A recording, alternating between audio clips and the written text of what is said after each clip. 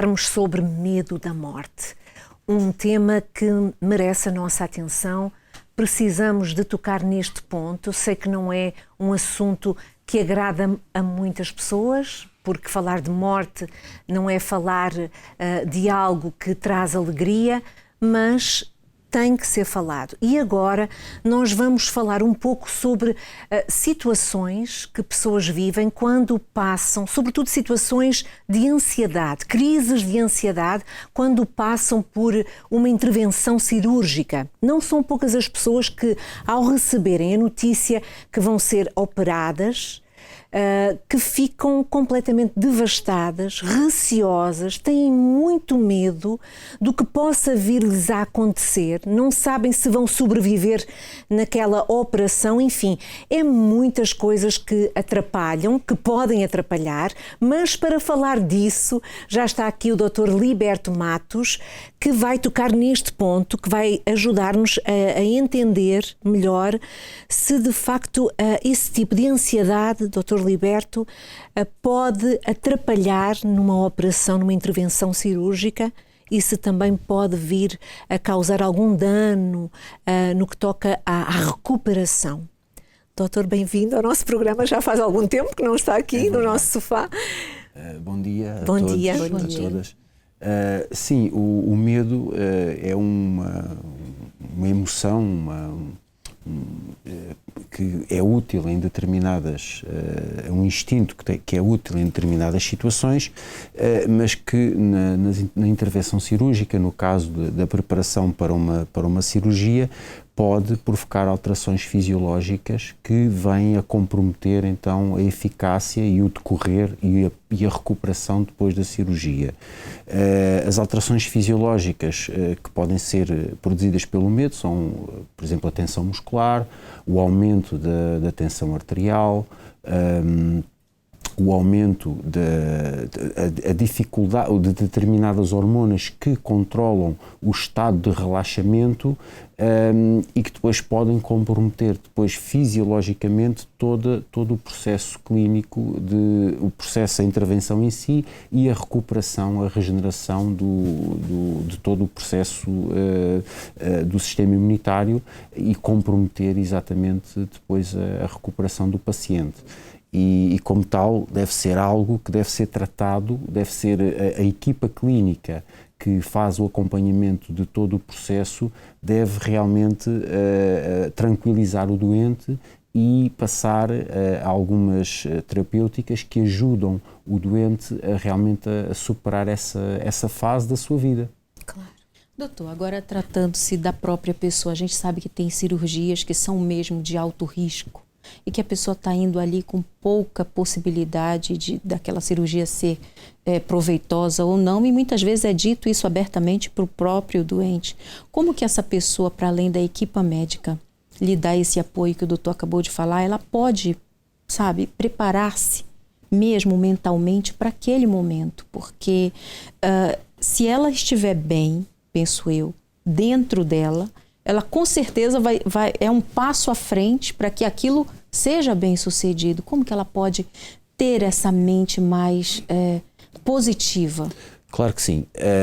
E os estudos realmente comprovam isso, que quando nós temos um pensamento positivo, somos mais positivos, esperamos o melhor, então os resultados acontecem dessa forma. Em primeiro lugar, a pessoa tem que ser devidamente esclarecida, ou seja, deve haver um consentimento informado e um esclarecimento informado sobre os prós e os contras da pessoa exercer e realizar aquela intervenção cirúrgica na sua saúde. Depois, os médicos em si devem de propor ao paciente terapêuticas que realmente promovem esse bem-estar.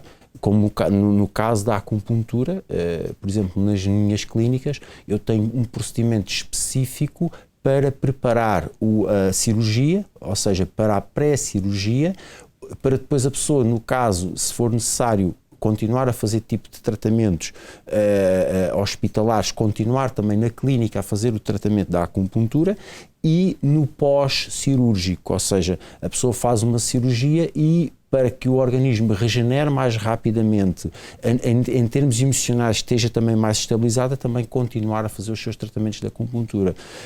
E por outro lado, podem ser prescritas determinados fármacos ou suplementos alimentares que vão ajudar a pessoa a ter esse bem-estar, quer seja psicológico, quer seja físico. Eu recordo-me, há alguns anos para cá, venho a acompanhar doentes oncológicos. E no caso das oncologias, dos doentes oncológicos, muitas vezes o que acontece é que o primeiro diagnóstico que é feito ao paciente, depois, quando é feita a biópsia ou quando é feita a primeira cirurgia, verifica-se que o cancro, o tumor, é de um grau mais avançado do que o que se supunha. E isso provoca um grande trauma no momento, um impacto, porque a pessoa estava à espera de algo que depois se vem a revelar pior. E isso provoca essa situação do medo, o medo da morte aumenta, a pessoa começa a ter começa a manifestar certos sintomas de pânico e nesse sentido a acupuntura, eu tive um caso desses, que a pessoa foi diagnosticada com cancro de mama. À partida era uma coisa simples, seria uma cirurgia simples, que seria a remoção do nódulo e depois uma terapêutica de quimioterapia ligeira, mas verificou-se que depois da biópsia que era um tumor com um grau mais agressivo e era necessário depois fazer uma quimioterapia mais forte, em que a senhora iria ficar careca, iria ficar calva devido ao tratamento, e foi um grande trauma para a senhora e na altura, e porque eu também, na minha experiência clínica, como trabalhei alguns anos no IPO, conheço todo o processo terapêutico a que os doentes oncológicos passam e pude tranquilizar a pessoa em consulta, juntamente com os tratamentos de acupuntura, e os resultados foram espetaculares. Ou seja, apesar da pessoa ter ter em termos de orgânicos, ter ido muito abaixo com o tipo de tratamento a que foi sujeita, devido ao grau de patologia daquele cancro, a recuperação foi muito rápida. Em termos emocionais, a pessoa não se deixou abater, ou seja, recebeu essa energia positiva semanalmente, porque ela fazia tratamentos semanais.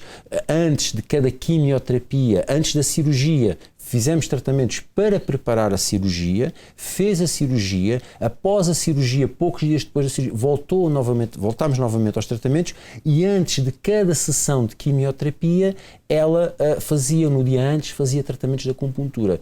O que é que isto trouxe? Um bem-estar orgânico, fisiológico muito grande.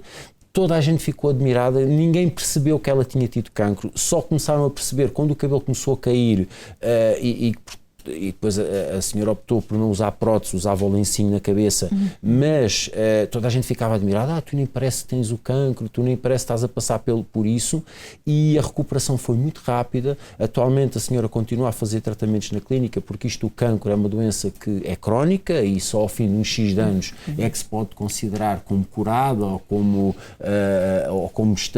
tendo ficado numa fase estacionária, e a senhora teve uma recuperação espetacular e toda a gente fica admirada, os próprios médicos, olha, eu não tenho nada a apontar, as suas análises estão excelentes, o seu processo está a avançar muito bem, e isto é o efeito de quando se conjuga a medicina convencional com a medicina tradicional chinesa, com a acupuntura, conseguem-se muitos bons resultados nesse sentido. Dr. Liberto, aproveitando aqui a sua presença no nosso programa, gostaríamos que deixasse aqui um alerta ou até mesmo, eu creio que seria melhor um conselho para quem possa estar neste momento a enfrentar uma situação de medo, não é? Está a viver um medo constante, quer seja por questões cirúrgicas, porque vai submeter-se a uma cirurgia, ou por outras questões, mas que esse medo está ali a tomar conta da sua vida e que ela com isso não consegue avançar.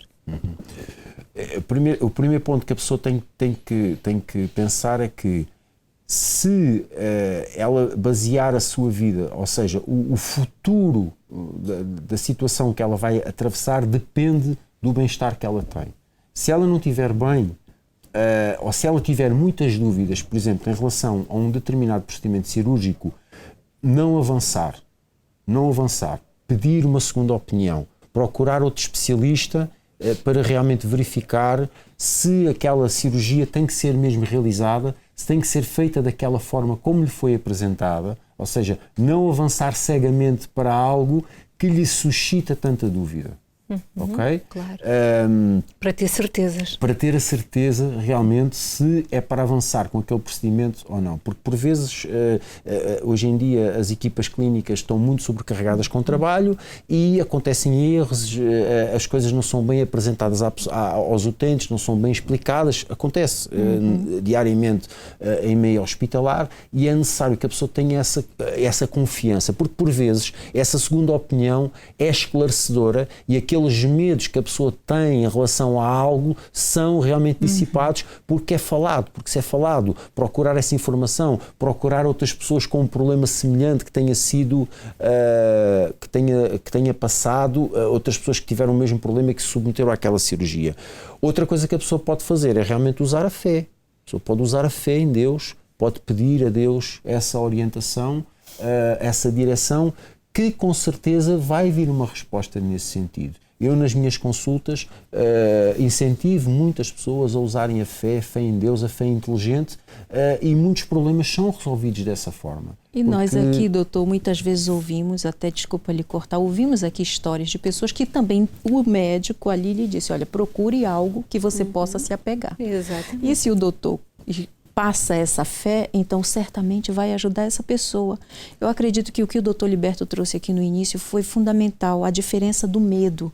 O medo entre aquele medo de se prostrar, se render a uma situação que não existe, que muitas vezes está só na cabeça dela, mas aquele medo de precaução, no sentido de, peraí, esse exame está a dizer X, eu vou comprovar com o segundo exame. É aquele medo da proteção, não é? De não acontecer algo pior que ela possa evitar.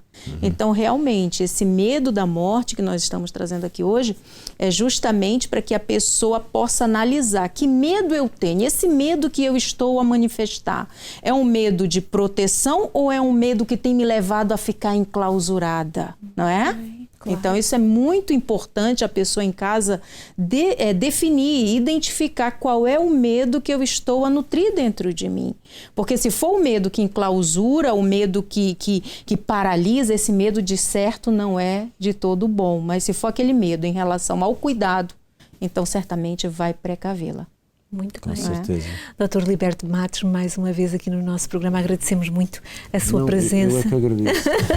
Muito mais obrigado. uma vez Obrigada, a trazer-nos aqui estas explicações, sobretudo no que toca à acupuntura. Agora nós vamos aos 3 tópicos do nosso Facto Real de hoje.